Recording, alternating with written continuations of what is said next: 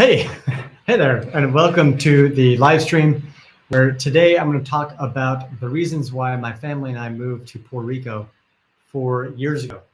To get this started, let's throw out a couple of facts about Puerto Rico. Puerto Rico is one of 14 U.S. territories, and only 5 of them are inhabited. Can you name the 5 that are inhabited? I can because I have them written down. American Samoa, Guam, Northern Mariana Islands, Puerto Rico, and the U.S. Virgin Islands. Fun fact, there are also 3 freely associated states. I had never even heard the term freely associated states, and I can barely say it before I moved to Puerto Rico. This means that they are self-governing, but the U.S. is responsible for their defense and their foreign affairs. Those are the Federated States of Micronesia, the Marshall Islands, and Palau. I hear Palau is very beautiful. A lot of people go diving there, apparently. So we moved here 4 years ago, and I'm going to break down the reasons why, the benefits of moving to Puerto Rico, and the pros and cons. It's funny because whenever I tell people I live in Puerto Rico for most of the year, 2 things always happen. Number one, they always say, "Oh, I love Costa Rica. It is so beautiful. San Jose is amazing. It's so green." People mistake Puerto Rico with Costa Rica all the time. In fact, my wife and I are waiting for the time when somebody buys a ticket to come visit us in Puerto Rico, and they call us from the airport in Costa Rica. I think it's inevitable because people mix that up, just like Americans mix up Switzerland with Sweden. Apparently, they're different countries. So we moved here 4 years ago because I was working at a company where I was a CFO. I was also the chief information officer and a partner in the company. And I was researching ways to reduce our taxes. And I found the program in Puerto Rico and the tax benefits that they offer for people who move their companies to Puerto Rico. So I'm going to go through that and what the benefits are and a little bit of history about that. And we consulted with the partners of the company and decided it would be worth trying to reduce our taxes drastically for our personal taxes and taxes of the company. And my wife, Michaela, and I thought, well, if all else fails, we will have an adventure. We've lived here for 4 years with our kids, and boy, has it been an adventure. We've loved it and we've hated it. The first year in Puerto Rico was very difficult because we came from the Midwest where it is dry and sometimes hot, but it also snows. In Puerto Rico, in the Caribbean, as you know, it does not snow, it is not dry, it's always rainy or hot. In fact, it's been so rainy that my roof is leaking here in my office, which is not uncommon for houses in Puerto Rico. So why does Puerto Rico offer such great tax benefits for people who move here, move their companies here? Well, for an American, anywhere we move as an American, we are taxed. The tax system of the United States is based on citizenship. We're the only country besides Eritrea that has this same setup where you move to another country. If I wanted to move to France or move to Australia, no matter where I go, my taxes follow me. I am taxed both in that foreign country and also by the US. They equalize it a little bit, so they're not really double taxed, but the United States gets their cut no matter what, no matter where I live as an American.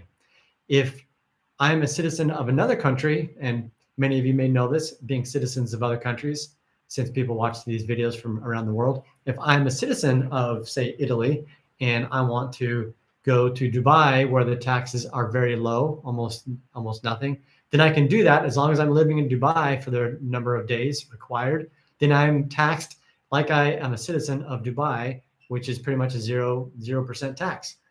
And my home country of Italy, in this example, doesn't come after me for those taxes. That may be changing in the years to come as countries are increasingly running out of money and going broke. They're looking for ways to generate more money. So they're going to, rumor has it, change their tax system. So if you move to another country, you're still taxed, just like the United States. So as an American, I can't move around the world. I can't move to another country and not be taxed. I'm still taxed by good old Uncle Sam. The only place in the world where Americans can go to lower their taxes in this way is Puerto Rico, except for the foreign earned income exclusion. If you are an American and you work overseas, you spend all but 30 days outside of the country, then you have an exemption of about 106,000, 212,000 if you're married of income because you're not living in the country. But if you make more than that, then Puerto Rico is the only place you can go. That includes if you have a residency in another country, if you have a residency in Mexico or Canada, that doesn't help your taxes. You are still taxed no matter where you live. So Puerto Rico, being a territory, they struck this deal with the IRS in 2012 because a recession in Puerto Rico started in 2006, caused by three things: the decline in manufacturing as Puerto Rico had to compete with foreign countries. And so a lot of those manufacturing plants moved to foreign countries where the labor is cheaper. We've seen this challenge around the world, particularly in the United States in the last 20 years as manufacturing has moved overseas and pretty much stayed there. Second is the rise of the service sector as it needs fewer jobs. And then third is the loss of federal funding. I believe it was the Clinton administration revoked a lot of the federal funding and tax exemptions from Puerto Rico for their pharmaceutical companies. And those pharmaceutical companies, no surprise, they all moved to other countries, mainly to China, which during the pandemic, you may have heard the stat that 98% of the pharmaceuticals or the antibiotics in the United States are manufactured in China. They used to be manufactured largely in Puerto Rico. And Puerto Rico is trying to get those back. So as a result of this, this recession that started in 2006, in 2012, the government of Puerto Rico passed a law to help stimulate growth. It was modeled after the Singapore tax system that Singapore, starting in the 60s, granted tax exemption largely to banks to stir economic investment in the country. And that revitalized and changed the face of Singapore and has never been the same since. Now Singapore is one of the wealthiest countries, city-states in the world. So Puerto Rico passed the Act 20 and Act 22. Now it's known as Act 60 to try to get people back to the island. A couple more fun facts to give you an idea of why they want to attract people back to the island is after Hurricane Maria in 2017, which I'm sure you saw on the news, that Puerto Rico was without power for many months, in some areas almost up to a year. 200,000 people left Puerto Rico, which was 12% of the population, left after Hurricane Maria in 2012. And since 2006, since the recession started, 430,000 people left Puerto Rico. Currently, the unemployment rate is 10%, and it's hard to get a good paying job. So people are still leaving. Politics are a bit of a mess. A couple of years ago, the Puerto Rican government had several governors in the space of 6 months. And so without that opportunity and the stability, people go somewhere else, largely to the US, where they can get higher paying jobs.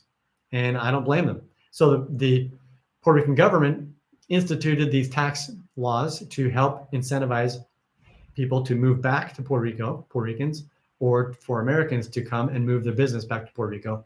And it's had mixed results. It has brought in a lot of money. I read one stat, which it's hard to find stats on this, but $500 billion of taxes and economic benefits have accrued to the island since then. The program has grown a lot in the last couple of years since the current president was elected. People wanted to get out of the states, and a lot of them came to Puerto Rico right after the election. But it has also changed a little bit of the culture in Puerto Rico because Puerto Ricans are moving and Americans are coming in, and it's changing where it's not solely the Puerto Rican island for the Puerto Ricans. Now there are a lot more Americans here, and that can cause some issues and cause some Puerto Ricans to not want Americans here, which I can totally appreciate. I grew up in Utah, and in the last 10 years, a lot of Californians have come to Utah, and I joke that we should build a wall between California and Utah because so many Californians have come and they're driving up the prices of real estate in Utah and changing the politics, changing the face of the state. And that same thing is happening here in Puerto Rico, for better or for worse. But the country is $90 billion in debt and having a hard time paying those debts. So there are pros and cons. They had to do something to stimulate the economy, bring more money back to Puerto Rico. So they provided these tax benefits. One of the downsides of being somebody in Puerto Rico who's not Puerto Rican is oftentimes I'm considered a foreigner, which I think is kind of funny, and I don't take it as an insult. I don't think it's meant as an insult, But many Puerto Ricans have asked me what it's like being in from that country in the United States, and talk to me, call me a foreigner. And so that's a little bit of a weird feeling, but also I take it as an opportunity to know what it's like to be a foreigner in another country, even though I'm not completely a foreigner because Puerto Ricans are Americans. It's good to be in another culture and know what it's like to be an outsider. I've lived in many countries, lived 2 years in Brazil, lived several years in France, half a year in Italy, summer in Portugal. Most of these are work-related moves, some of them just for fun. And so I know what it's like to be a minority, be an outsider, be somebody different, be a foreigner. And I think that's an experience that everybody should have to appreciate what it's like being a foreigner. Because now when I'm back in my home state of Utah and I see people that immigrated from another country, there are a lot of Somalians that have come in the last few years, for example, very dark-skinned Black Somalians. And now I have more empathy for them, trying to understand what it's like coming from a completely foreign, another country where you look different, you speak a different language, have a different culture, to be dropped into a new culture and trying to adjust to that. It is difficult. And I think that's something that we can all learn, to have more empathy for people who have this experience of being in a different country and a different culture. So let's talk about the pros and cons of living in Puerto Rico. And I think it partially depends on where you come from. Well, before we get into that, I want to talk about the benefits, tax benefits of moving to Puerto Rico. If you move your company to Puerto Rico, your corporate income tax goes from about, I think it's 29% to 4%. So your company pays 4% income tax. You as an individual, federal income tax, pay no capital gains tax, no federal income tax, no taxes on dividends. You have a low property taxes, and all Puerto Ricans don't pay federal income tax, and there's no estate tax. So you don't have any of those taxes. The taxes you have are your company pays a 4% tax, and then you should put yourself on a salary, and whatever that salary is, you pay taxes on that salary, comparable. Anything you earn as capital gains or dividends or appreciation in your business, if you want to sell your business, it's a good option, but you have to move your company before the business gets big to then sell it and not have to pay taxes on any of the capital gains, which of course the federal government, U.S. federal government, doesn't like people saving all that money on taxes. They're considering it as money that people are not paying. It's not illegal. It's 100% legal, but it is something that they aim to change in the future. So I don't know how long these benefits will last to be able to pay such low taxes, because the U.S. federal government doesn't like it. There are other tax incentives for Puerto Ricans and for people to come to Puerto Rico to buy a hotel, build a hotel, buy properties. All of Puerto Rico is an opportunity zone, so there are tax advantages for real estate. So if you're in real estate, then you might want to consider that. And all of these tax advantages are available for companies that come here. Well, most of them come here and then provide services outside of Puerto Rico. If you come to Puerto Rico and open a hot dog stand, then you're still going to be taxed from Puerto Rico. They want to incentivize people to come, move their business here, and provide services outside of Puerto Rico. So it only applies. It's only worth looking into moving to Puerto Rico if you have a high income, you're growing a business, you expect to sell it, and you don't want to pay the capital gains on that. And how it's measured is the value of your business when you move versus when you sell. So you can't move the day before you want to sell it and then hope to not pay any taxes. You have to do some planning and do it right. So the requirements are basically, there are a lot of details to the requirements, but you basically have to live here. You have to really be here. You can't just pretend you're here. You have to be here 183 days out of the year, so at least half the year. You have to own a house. You have to change your records. If you're voting, you have to vote here. You can't vote in the States. You have to actually really live here, not just pretend you live here or just come for part of the year and then have your life in the States. You have to really be here. So the upsides and the downsides of living here. The island of Puerto Rico is beautiful. It's very green. It rains a lot. There are beaches everywhere. They're all public beaches. Puerto Ricans are super nice. There's lots to explore. There's a rainforest. There are beaches. There are cities. The food is pretty good. The community, depending on where you live, there are a lot of communities, Puerto Ricans and expats.